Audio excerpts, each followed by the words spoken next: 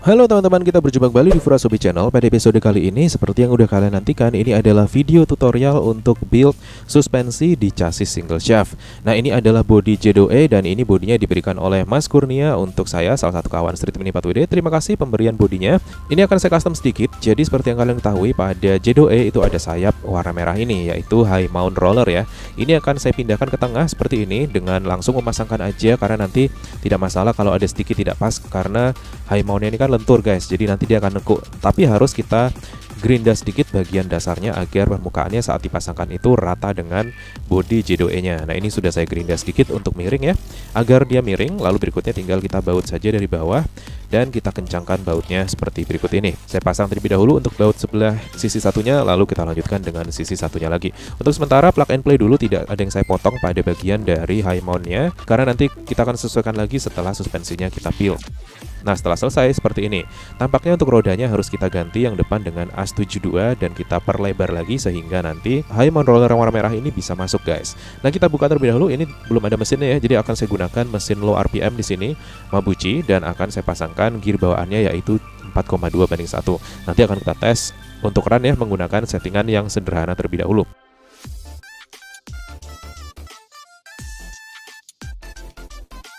Baiklah, sekarang kita akan coba ganti asnya dengan AS72 dan kita pasangkan kembali. Roda dan velgnya masih menggunakan bawaan dari kit J2E guys. Jadi seperti ini. Untuk velgnya ini saya pakai bawaan dari Lord Spirit ya. Jadi yang J2E kan merah ya. Ini saya simpan, jadi saya pakai yang bawaan Lord Spirit aja. Oke, kita nyalakan, tidak ada masalah di sini. Sekarang kita coba pasangkan bodi ke chassisnya, dan ini dia menggunakan rear high grade plate yang saya pasangkan di depan untuk bumper depannya. Jadi seperti ini. Dan sekarang kita menuju ke Surabaya Town Square. Ini mall, ada jogging tracknya di dalam guys, keren banget. Dan ini benar-benar mengakomodir sekali untuk komunitas Play On Street Mini 4WD, dikarenakan kita bisa lari memutari jogging track tersebut bersama kawan-kawan di sesi run. Kalian tentu sudah lihat postingan saya di Instagram ya beberapa waktu yang lalu. Baiklah, sekarang kita akan coba untuk tes run dulu untuk kit ini ya. Dan jangan lupa sebelum setiap run kita pemanasan terlebih dahulu guys, agar terhindar dari kemungkinan terjadi cedera. Baiklah, kita sudah ready. Sekarang kita akan lakukan tes run menggunakan kit J2E Street Mini 4WD berikut ini.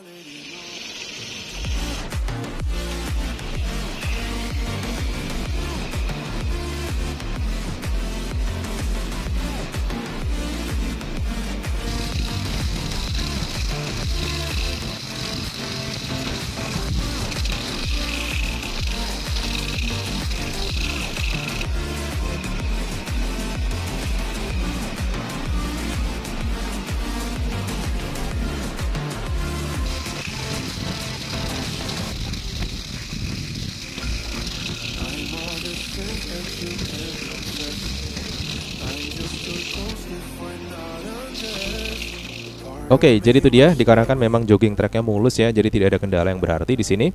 Seperti yang kalian ketahui, dengan menggunakan low RPM sudah sangat bisa sekali ya untuk dipakai di Street Mini 4WD. Akan tapi kalau untuk area yang lebih kasar lagi membutuhkan penyesuaian lagi. Untuk itu kita akan pasangkan suspensi pada bagian depannya guys, dan juga akan mengganti rodanya dengan menggunakan ban busa, dikarenakan lebih bisa meredam getaran untuk permukaan yang tidak rata. Baiklah, ini dia untuk high mount-nya. Tadi sudah saya gunakan roller yang saya pindah ke bawah, jadi saya gunakan roller orange bawaan dari kit Tiger untuk Audi ya, Go for Speed. Kalian sudah lihat juga untuk reviewnya. Dan ini dia, saya sudah ganti untuk roda belakangnya menggunakan velg large diameter yang biasa ya, yang bawaan dari kit-kit MS. Lalu saya gunakan ban busa di sini. Nah, untuk bannya kalian bisa pesan di Bima Tire Store ya, atau Bima Tire Shop, ada di Tokopedia. Itu menjual ban-ban ready untuk Street Mini 4WD guys. Oke, ini dia, saya gunakan high grade plate yang seperti ini ya, yang white. Jadi ini kalian bisa beli juga di online. Ini saya gunakan untuk jadi swing armnya untuk suspensi depannya guys. Nah, ini saya skip. Jadi dikarenakan ini pertama kali saya mencoba membuat. Jadi untuk satu sisi saya buat terlebih dahulu ya, biar tidak terlalu memakan waktu juga. Nah, nanti akan tunjukkan proses step by stepnya untuk sisi satunya lagi guys. Jadi ini dia menggunakan high grade stay yang tadi sudah saya sesuaikan pemasangannya sehingga suspensinya bisa bekerja seperti ini. Nah, nanti bekerjanya adalah dia akan naik turun seperti ini guys. Oke, akan saya copot terlebih dahulu. Proses lebih detail untuk swing armnya seperti ini guys. Jadi kalian bisa lihat terdapat dua eyelet di situ dan juga ada bearing di bagian sisi satunya lagi. Jadi ini untuk lubang di high grade plate-nya nanti kalian gunakan mata bor 2,5 mili ya, lalu kalian lubangi aja, baru eyeletnya bisa dimasukkan dan kalian bisa lem agar tidak terlepas. Lalu untuk bearingnya kalian bisa gunakan penguat rumah bearing ya, ini dijual juga di toko-toko Tamiya, biasanya yang jual part-part NASCAR atau Speed ataupun part-part yang non Tamiya guys.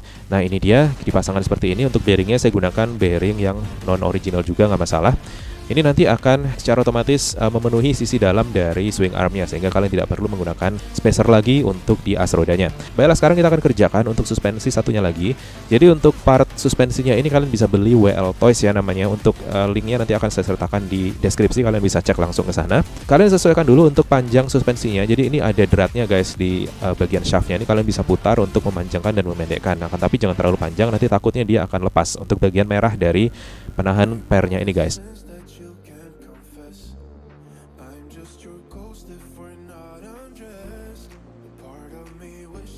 Oke, kalau gitu kita ambil untuk high grade plate yang tadi ya udah kita siapkan.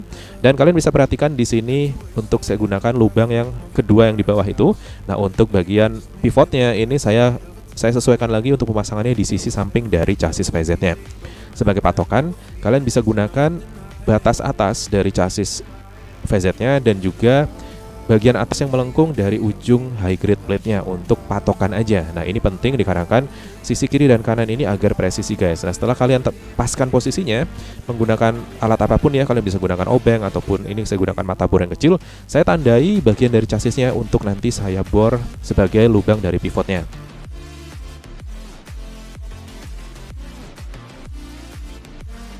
Nah, setelah selesai kira-kira seperti ini, sekarang barulah saya bor menggunakan handy drill dengan mata bor 2 mm. Setelah dibor barulah kita gunakan countersink atau countersunk drill untuk membuat sedikit bukaan pada bagian lubang dalamnya agar nanti kepala bautnya tidak terlalu menonjol sehingga mengganggu kinerja dari mini 4WD-nya itu sendiri. Dalam hal ini sebelah kanan itu untuk shaft propellernya. Jadi ini saya samakan aja pada dasarnya, dan di sini saya gunakan baut flathead ya atau yang kepala rata agar tidak menonjol. Nah, sekarang kita pasangkan short reinforcing FRP. Kalian bisa gunakan yang tebal 1,5 mili atau yang FRP biasa yang original juga bisa, atau yang high grade, bebas aja. Nah, ini akan kita posisikan di samping, akan tapi untuk awal dia memang tegak lurus guys. Nah, ini harus kita bikin miring ke depan agar posisi pemasangan dengan panjang pernya itu sama, alias pas dia ya. Nah, setelah kita gerinda sisi bawahnya, barulah kita bisa memasangkan dengan sedikit miring seperti ini. Lalu berikutnya tinggal kita pasangkan aja spacer 2 mili ya, lalu kita mur dan kita kencangkan seperti berikut ini guys. Setelah selesai seperti ini, saya tidak memotong bagian dari chassisnya yang ada di bawah itu ya, itu digunakan untuk melindungi aja, jadi nggak masalah. Kalian kalau mau potong juga bebas, jadi di sini saya nggak potong biar ya tidak terlalu banyak aktivitas ngetrim aja sih pada dasarnya. Nah, baiklah, setelah itu sudah selesai, kita bisa pasangkan suspensinya menggunakan bushing roller plastik guys. Nah, bushing roller plastik ini kalian bisa dapatkan di semua kit mini 4WD ya. Di sini saya coba pasangkan yang atas, ini udah pas banget. Berikutnya tinggal kita paskan untuk pembuatan swing armnya. Nah, setelah pas, kalian perhatikan lubang mana yang harus kalian perbesar lubangnya menggunakan handy drill dengan mata bor atau drill bit 2,5 mm.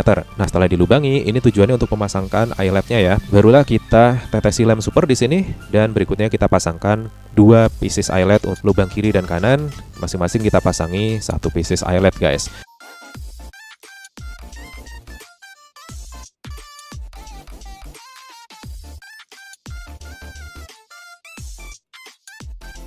Setelah selesai seperti ini, kalian kencangkan saja menggunakan tang seperti ini, dan hati-hati agar eyeletnya tidak mengalami deformasi atau berubah bentuk ya. Jadi nanti untuk asnya jadi nggak bisa masuk guys. Oke, setelah selesai seperti ini, biarkan kering, dan sekarang kita akan lakukan proses pemasangan penguat rumah bearing. Nah, ini agar tidak melenceng, metodenya simpel sekali. Kalian bisa gunakan as, lalu gunakan bushing plastik untuk roda, untuk as roda ya seperti ini. Ini sebagai patokan aja, jangan ditekan terlalu dalam karena kita akan lepas setelah ini. Ini tujuannya adalah agar as rodanya posisinya pas di tengah-tengah guys, dan penguat rumah bearingnya tidak miring-miring. Setelah itu barulah kita tetesi lem di bagian bawahnya, kita tekan, dan setelah beberapa saat jangan sampai kena bushing plastik untuk as rodanya ya, itu perlu diingat. Dan setelah ini begitu lemnya sedikit kering, barulah bushing plastiknya bisa kita lepaskan, dan hasilnya seperti ini, sudah selesai. Nah, berikutnya sekarang kita akan pasangkan pada chassisnya untuk swing armnya. Dan di sini saya gunakan baut roller atau bushing roller yang agak panjang untuk ujung bautnya ya. Ini kalian bisa dapatkan di kit-kit KW. Dalam hal ini kalian bisa coba dari kit Hika. Dia biasanya memang lebih panjang guys. Nah, ini berguna karena untuk memudahkan kalian memasangkan lock nut pada bagian ujung dari bautnya itu. Nah, lock nut ini gunanya untuk mengunci tapi tidak terlalu kencang. Dia bisa mengunci tapi nggak harus kencang dia guys. Itu tujuannya agar bagian swing arm dan bagian yang bergerak di suspensinya ini itu masih bisa bergerak dengan leluasa. Nah, setelah selesai seperti ini, kira-kira bagaimana menurut kalian? Ini sudah selesai dan kita siap untuk pasangkan ke chassisnya. Nah, pada bagian gearboxnya ini kalian bisa perhatikan ya, ada bagian yang harus kita trim dikarenakan nanti saat suspensinya naik itu gear coronanya atau crown gearnya itu memang harus terangkat ke atas. Nah, kita tidak cukup hanya membuang sisi satu saja, akan tapi harus kita trim juga bagian yang berhimpitan dengan gigi dari crown gearnya guys. Jadi ini tidak bergesekan saat nanti suspensinya naik.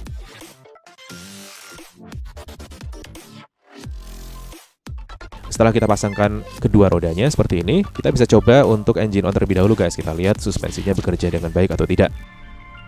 Dan sekarang kita tes naikkan untuk suspensinya.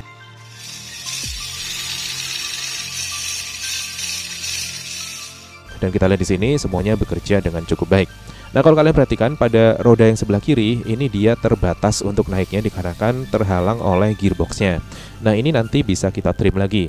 Jadi sekarang kita akan coba trim ya, dan sekarang sudah lumayan nih naiknya bisa lebih tinggi. Kalau kalian perhatikan pada sisi roda yang sebelah kiri itu saya lubangi untuk gearboxnya. Tapi hati-hati dikarenakan jangan sampai bagian pengait dari gearboxnya ini kalian putus guys, karena nanti nggak bisa nutup ya. Oke, sekarang untuk penguat rumah bearingnya ini sudah saya double. Jadi tadi kan kalian lihat di awal satu ya, ini saya tambahin lagi biar lebih kokoh lagi. Dan di sela-selanya saya tuangi, saya tetesi sedikit aja lem super biar lebih kokoh lagi guys. Dan harap berhati-hati agar lem supernya tidak mengenai bearing karena nanti bisa seret ya.